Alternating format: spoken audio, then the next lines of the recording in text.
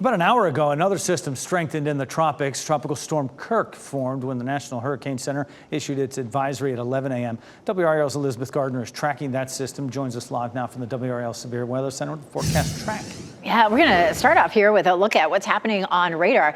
And we did have some rain that developed this morning, and it's going to continue to develop and be with us for much of the afternoon. Some of these pockets are going to be on the heavy side. We had this rain just move out of Wilson County, moving out of Edgecombe County as well, brought a little bit of heavy rain to downtown Wilson. And then we have more that's back to the west, and you can see Siler City seeing some of that heavy rain. Haven't seen a lot of lightning with this, but we are seeing just some pockets of some heavy rain, and that will continue on through the afternoon. Here's a look at Futurecast, and you can see Futurecast showing the showers and thunderstorms, at least showers moving across the area, likely to be with us through the evening commute. That's 3 o'clock. We'll pause it there at 5 o'clock. The I-85, I-95, and I-40 corridors all likely to be seeing at least some rain during that time. And then it moves eastward, and we may even see a little bit of clearing overnight. If we do, we'll likely wake up to some fog tomorrow morning. So 50% chance through the evening commute, and then it just holds at 40 overnight tonight as we continue to see that chance of rain. And we may see that again tomorrow. We're going to take a closer look at that coming up in just a little while.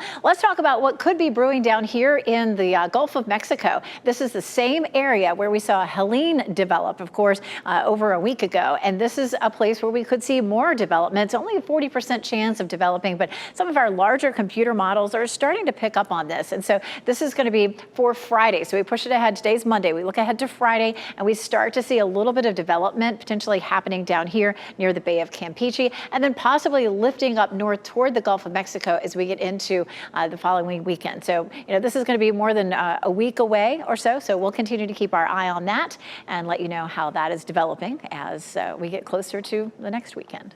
And we'll let you know if they make any more stops here in the coming weeks till November. I'm trying to get some help on the roads from the Triangle and everywhere else possible to get it to the mountain areas there. And you just heard Jay Gray say more rain could be on the way. Elizabeth Gardner in the WRAL Severe Weather Center with that low we're facing right now.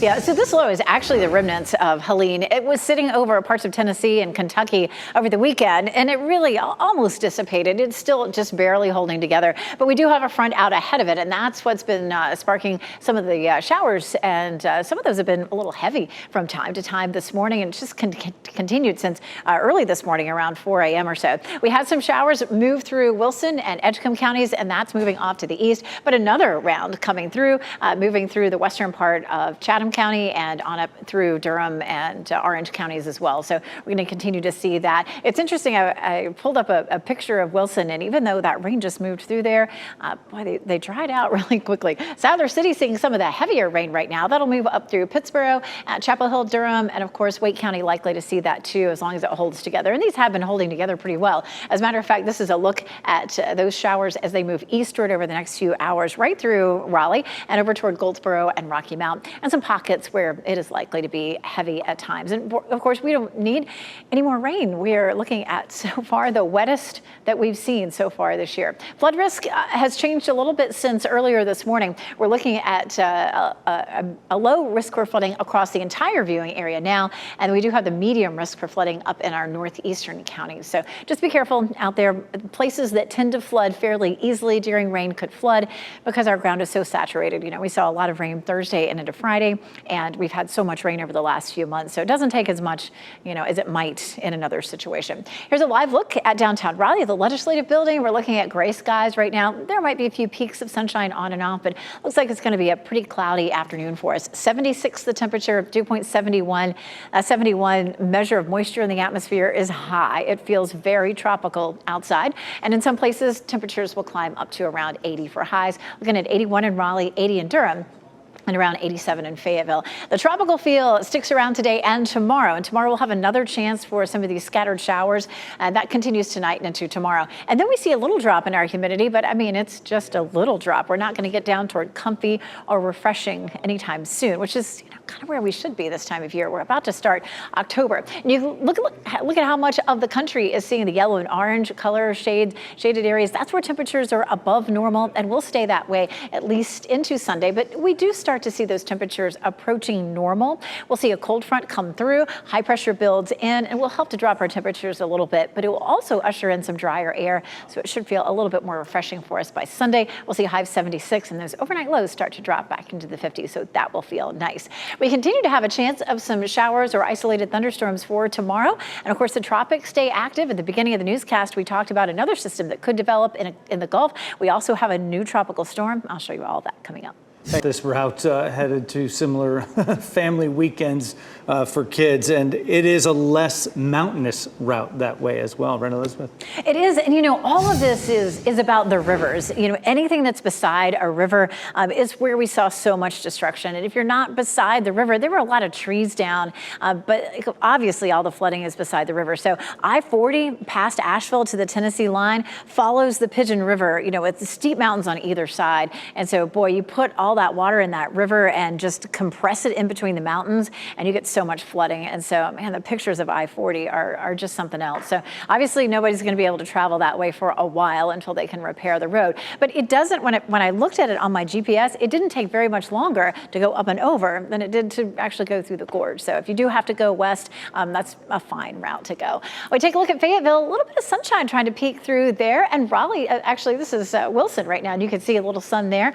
Chapel Hill, it is raining in Chapel Hill. You can see folks there with their raincoats, and we're going to continue to have that chance of some scattered showers. Watching this next band coming through, a little heavy through the central part of Chatham County, and definitely raining in Durham and in Chapel Hill right now. And we're just going to see these waves on and off for the rest of the afternoon. And because of that, because we're going to have some pockets of heavy rain at times, it may be that we end up with some minor flooding, some isolated flooding. As I mentioned earlier, this low pressure system is the remnants of Helene, and we're not going to see anything like Helene's rainfall with this, but it will gradually slide across North Carolina and continue to give us a chance of showers and thunderstorms the rest of the day today and tomorrow too. Here's a look at Futurecast. You can see that rain to the west at 3 o'clock. More showers pop up. There could be a rumble of thunder here or there, and that continues through the evening commute. We may get a little break overnight, and then another round of this likely again tomorrow. So we take a look at our flooding risk. We do have a low risk for flooding, and you can also see that medium risk of flooding in our northern counties. We also have a level 1 risk for severe storms from the Triangle area eastward,